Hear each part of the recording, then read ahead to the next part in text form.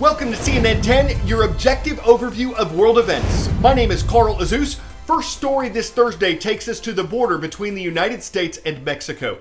Some call the situation there a challenge for the U.S., some call it a crisis. What it's about is a dramatic increase in the number of migrants who want to cross the border into the United States and an increase in the number who've been arrested for crossing that border illegally.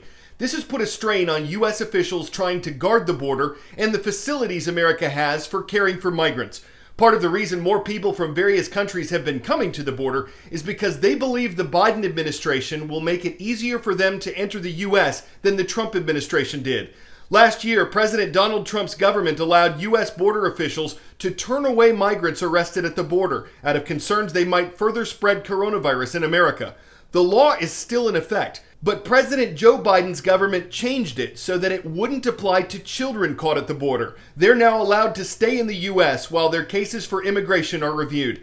And though U.S. officials say most of the people arrested at the border are single adults, they have seen an increase in the percentage of families and children trying to cross. There's now a record number of kids being held in U.S. Border Patrol facilities, and they weren't designed for children. Many of the migrants' home countries have been hit hard by the coronavirus pandemic, and that same pandemic has limited the number of U.S. border officials who can interact with and process the migrants. So all of this has made the situation more difficult and increased pressure on the Biden administration to determine what to do next.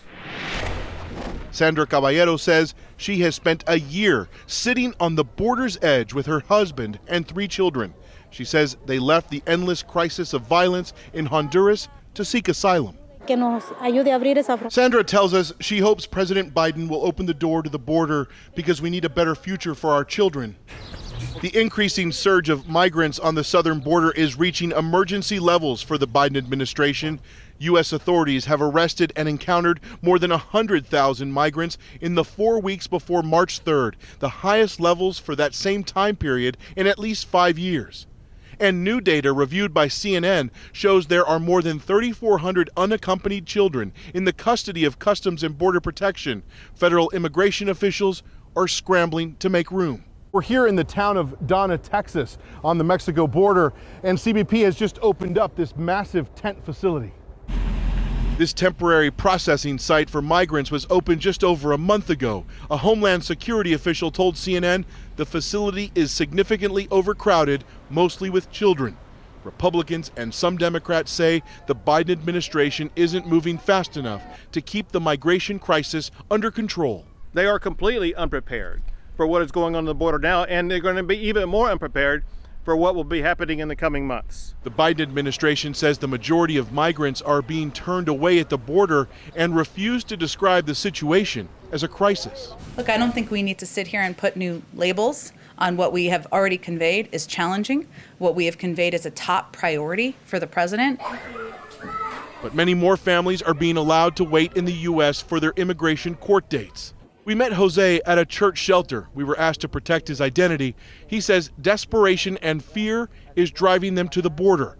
He left Honduras with his son 3 months ago. Muchos niños viajando solo. Did you see a lot of children traveling by themselves?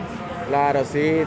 Jose tells us he saw many children along the way begging or cleaning windows for money. Critics of the Biden administration say that the president is not acting fast enough to get the migration situation under control on the U.S. southern border. President Biden and his team insist that what they're trying to do is develop a much more humanitarian approach to immigration here in this country. Ed Lavendera, CNN, Dallas. It was exactly a year ago today that the World Health Organization, part of the United Nations, declared that the coronavirus outbreak was a pandemic, meaning it had spread worldwide. The WHO had labeled the disease a public health emergency last January, but it had been criticized for not moving fast enough to sound the alarm about COVID-19. Governments around the world have been grappling with how to respond to the disease. Their challenge has been twofold: to limit the disease's impact on their people's health, but also to limit its impact on their economies. The United States Congress has authorized several $1 trillion in spending to try to ease the economic problems related to coronavirus. Former President Donald Trump signed multiple bills last year. President Joe Biden plans to sign a $1.9 trillion bill tomorrow after making a primetime address tonight. It'll be his first speech to the nation since he was inaugurated. The latest stimulus bill passed in the Senate last Saturday, and the House voted 220 to 211 to pass it on Wednesday. No Republicans in either chamber voted in favor of the legislation. Some criticized it as being too partisan, focusing too much on what Democrats wanted, and spending too much on programs that aren't related to the pandemic. One House Democrat also voted against the plan, but every other Democrat in the House and Senate voted for it, some saying it was needed to strengthen the economy, save jobs, and help people who need the money. Officials estimate that more than 90% of U.S. households will receive direct payments from the package. It'll provide additional benefits to people who've lost their jobs, more money for public schools, more assistance for small businesses hurt by the pandemic, additional funding for vaccines, and hundreds of billions for state and local governments. But a lot of this isn't spent immediately. Roughly $1 trillion from last year's stimulus plans still hasn't been paid out. 10-second trivia. In what country would you find the world's oldest hotel, which dates back to 705 AD? Egypt, Japan, Italy, or India? The Guinness World Record holder for the oldest hotel is in Japan, just a little west of Tokyo.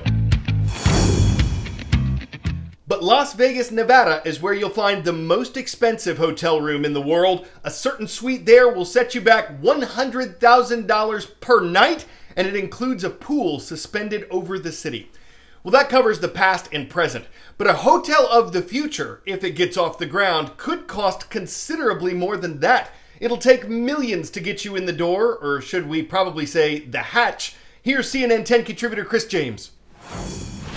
Hey Carl, usually I take you guys on incredible virtual field trips right here on planet Earth. But today I am taking you to the furthest destination yet. Specifically, a space hotel inspired by a cruise ship that could one day be floating above the Earth's atmosphere.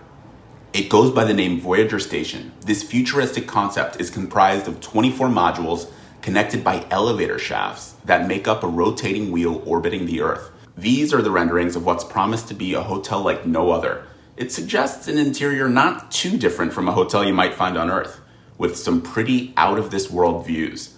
The design architect told CNN Travel the hotel's aesthetic hoped to bring a slice of Earth via warm suites and chic bars and restaurants. Yes, even though guests will be in outer space, they will still be able to enjoy regular beds and showers. It's set to be built by the Orbital Assembly Corporation, a new construction company, whose CEO said that the golden age of space travel is just around the corner.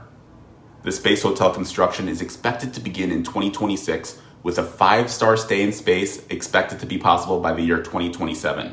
One of the coolest aspects of this hotel is the fact that you'd be able to jump very high and lift extremely heavy objects because of the gravity-defying weightlessness of space. There are also plans to serve traditional space food like freeze-dried ice cream in the hotel restaurant. The team is also hoping to build research stations and spark space tourism and commerce opportunities. And they hope the government or private companies might be able to rely on them for training crews heading to the moon, Mars, and beyond. The price of a nightly stay, still to be determined. Back to you, Carl.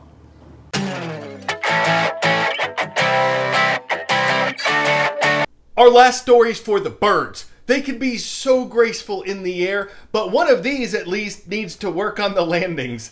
This is a northern royal albatross. It's okay, maybe a little embarrassed. The breed can soar for hours over the ocean, but when it came to touching down at this nest in New Zealand, well, one of them face planted right in front of a 6-month-old chick. It's like, don't try this at home, kids. Nest time, don't be in such a thrush. Oh, you can parrot your long flight all you want, but when you come beak, the cardinal rule is to stork the landing. That way the kids won't be peregrining like you just got albatrossed to the ground. I mean, the whole thing looked like a landfowl.